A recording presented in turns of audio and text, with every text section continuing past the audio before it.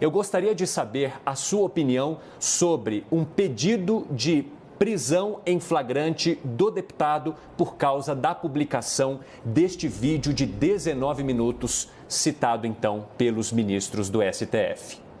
Bom, Evandro, como bem colocou a Rita, o nosso tempo hoje ele ficou muito exíguo para fazer uma análise técnica do erro grosseiro que foi cometido contra a Justiça do Brasil hoje. Então, eu vou me ater a considerações um pouco mais genéricas. E é muito importante a gente separar essa questão em dois pontos. O que está em juízo aqui não é o caráter desse parlamentar, não é a sua biografia, como fez parecer aquele final patético da argumentação do ministro Alexandre de Moraes, falando sobre os dados biográficos, o que o parlamentar fez ou o que ele não fez. Não é o nosso alinhamento ou o nosso desalinhamento a quaisquer ideias desse parlamentar. O que está em julgamento aqui é a Constituição, são as regras para a determinação da prisão, ou seja, quando que a gente deve privar um cidadão de liberdade, mais especialmente, e se ele for um parlamentar que goza de imunidade material justamente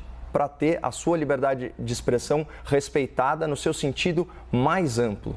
É disso que se trata, é adequar a lei ao caso concreto, não fazer um juízo sobre o caráter ou sobre a biografia desse ou daquele parlamentar. Então, a primeira coisa que a gente tem que separar, né, é o julgamento político do julgamento técnico. E o julgamento técnico, jurídico, deveria caber a uma Suprema Corte que não fosse tão casuísta e não tivesse tantos dois pesos e duas medidas. Eu poderia citar aí N ocasiões em que a Lei de Segurança Nacional poderia ter sido invocada e não foi.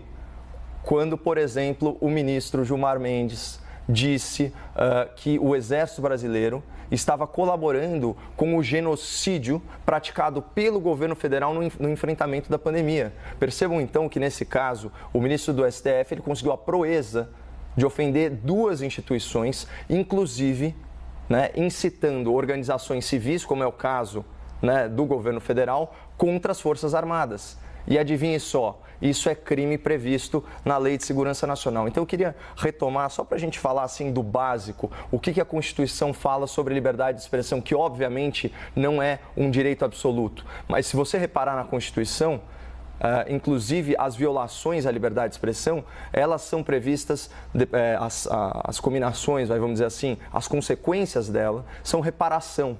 Mas nunca a priori, tanto que não existe censura, né? É livre, artigo 5º, inciso 4º, é livre a manifestação do pensamento, sendo vedado o anonimato.